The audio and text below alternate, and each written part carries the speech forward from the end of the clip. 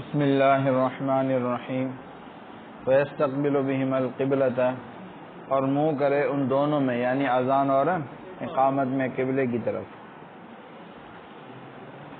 لِأَنَّ النَّازِلَ مِنَ السَّمَاءِ، کیونکہ آسمان سے اترنے والا جو فرشتہ تھا اذن مستقبل القبلہ، اس نے اذان دی قبلے کی طرف منہ کرتے ہوئے. وَلَوْ تَرَكَ الْاِسْتِقْبَالَ جَازَ لِحُصُولِ الْمَقْصُودِ، اور اگر چھوڑ دیا اس نے قبلے کی طرف منہ کرنا تو جائز ہے مقصود کے حاصل ہونے کی ایسے ویکرہ، اور کیا ہے مکروہ بھی ہے لمخالفت سنت کی مخالفت کی وجہ سے. وَيُحَوِّلُ وَجْهَهُ لِلصَّلَاةِ وَالْفَلَاحِ، اور پھیرے اپنے چہرے کو حی علی الصلاۃ اور حی علی الفلاح میں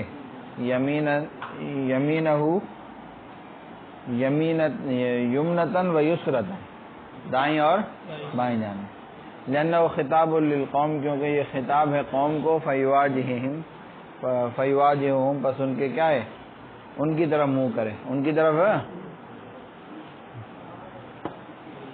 وَإِنِ اسْتَدَارَ فِي صَوْمَعَتِهِ فَحَسَنٌ، اور اگر وہ پھر گیا اپنے مینار میں.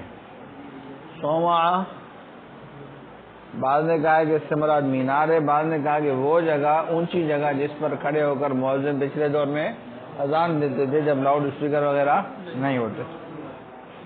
تو ویسے تو اصل سنت یہ ہے کہ کیا ایک جگہ پہ کھڑا ہو کے ادھر ادھر منہ کرے، لیکن اگر جس پہ اذان دے رہا ہے وہ بڑا ہے، ادھر منہ کرے گا ادھر منہ کرے گا فائدہ نہیں ہے، تو اس والی کھڑکی سے جا کے حی علی الصلاۃ حی علی الصلاۃ کہہ کر آئے، اور اس طرف کھڑکی پہ جا کے حی علی الفلاح حی علی الفلاح کہہ کر آئے، تاکہ لوگوں تک آواز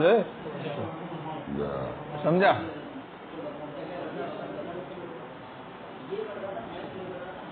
اس دور میں مائک لاؤڈوں نے جو ہے وہ آسانی کر دیا.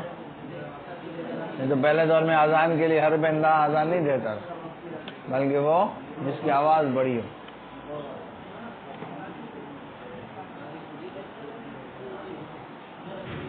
مراد ہو، اور مراد یہ ہے کہ اذا لم یستطع تحول الوجہ، جب طاقت نہ رکھے چہرے کے پھیرنے کی، تو یہ تھوڑا آرام سے، جب طاقت نہ رکھے چہرہ پھیرنے کی دائیں اور بائیں جانب، مع ثبات قدمی، اپنے قدموں کو ثابت رکھنے کے ساتھ، ٹھیک ہے، اپنی جگہ پر مکانہما، کما و سنت، جیسا کہ سنت ہے. یہ کس صورت میں ہوگا؟ بین کانت الصومعہ متسعہ، بین طور کے وہ صومعہ جو ہے وہ کیا ہو، کشادہ ہو. فاما من غیر حاجت، بہرحال بغیر حاجت کے، فلا، تو پھر اپنی جگہ سے ہٹے گا نہیں. والافضل للمؤذن، اور افضل مؤذن کے لیے ان یجعل اصبعیہ فی اذنیہ، کہ وہ ڈالے اپنی انگلیاں اپنے کان میں. بذالک، ایسی کا حکم دیا نبی پاک صلی اللہ علیہ وسلم نے حضرت بلال کو. فلأنہ ابلغ فی الاعلام، کیونکہ وہ زیادہ ابلغ یعنی زیادہ مبالغہ ہوگا اس کے اندر اعلان کرنے میں. اعلان ہے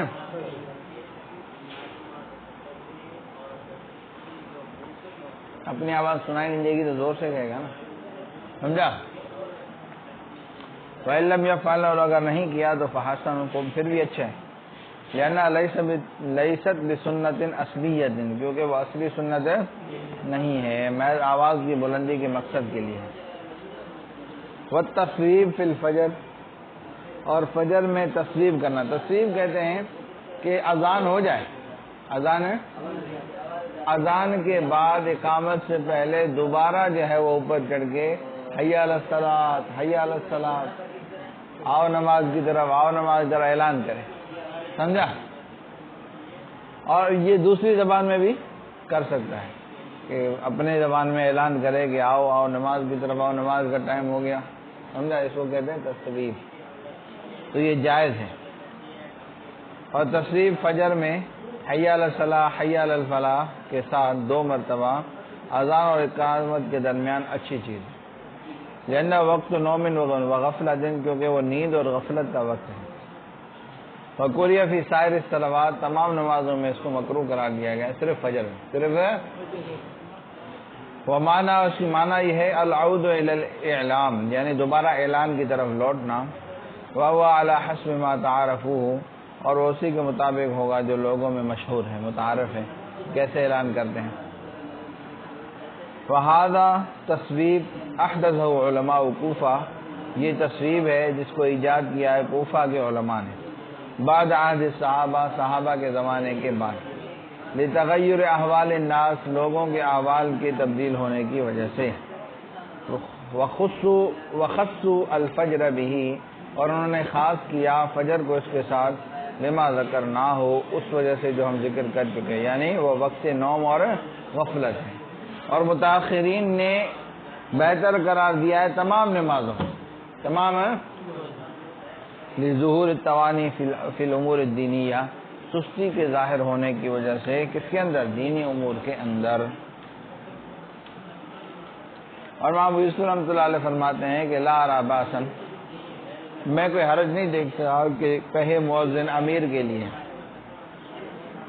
فی الصلوات کلیہ، تمام نمازوں میں اعلان کرے امیر کی طرف منہ کر کے، امیر کے گھر کی طرف، السلام علیکم ایھا الامیر ورحمۃ اللہ وبرکاتہ، حی علی الصلاۃ حی علی الفلاح، الصلاۃ یرحمک اللہ، سمجھا؟ نماز کا ٹائم ہے، اللہ آپ پر رحم۔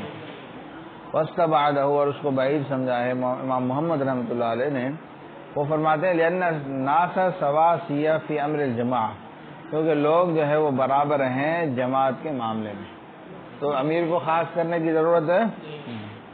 ابو یوسف رحمہ اللہ خصہم بذلک، اور امام ابو یوسف رحمہ اللہ نے امیر کو خاص کیا ہے اس کے ساتھ، لزیادت اشتغالہم بامور المسلمین، کیونکہ وہ زیادہ مشغول ہوتے ہیں مسلمانوں کے امور میں، کئی لا تفوتہم الجماعہ، تاکہ نہ فوت ہو ان کی جماعت، وعلی ھذا القاضی والمفتی، اور اسی پر قاضی اور مفتی، ویجلس بین الاذان والاقامہ، اور بیٹھے اذان اور اقامت کے درمیان، بیٹھے فاصلہ کرے بیٹھنے کے ساتھ، الا فی المغرب، مگر مغرب میں فاصلے کی ضرورت ہے۔ اور یہ امام حنیفہ رحمۃ اللہ علیہ کے نزدیک ہے، صاحبین کہتے ہیں کہ بیٹھے مغرب میں بھی جلسۃ خفیفۃ، تھوڑا بیٹھنا، ٹھیک ہے، اس طرح خطبے میں بیٹھتے ہیں، آگے خود ہی بتائیں گے، لأنہ لا بد من الفصل، کیونکہ دونوں میں جدائی ضروری ہے، اذ الوصل مکروہ، کیونکہ دونوں کو ملانا مکروہ ہے، ولا یقع الفصل بالسکتہ، اور فصل خاموشی سے واقع نہیں ہوگا، لوجود یا بین کلمات الاذان، کیونکہ وہ خاموشی تو اذان کے کلمات کے درمیان میں بھی ہوتی ہے، ایک کلمہ کہہ کے تھوڑی دیر خاموش رہتے ہیں، پھر دوسرا کلمہ کہتے ہیں، سمجھے؟ تو لہذا محض خاموشی سے اذان و اقامت میں فاصلہ نہیں واقع ہو، فیصل بالجلسہ، لہذا بیٹھنے کے ساتھ فاصلہ کرے، کما بین الخطبتین، جیسے کہ دو خطبوں کے درمیان ہوتا ہے۔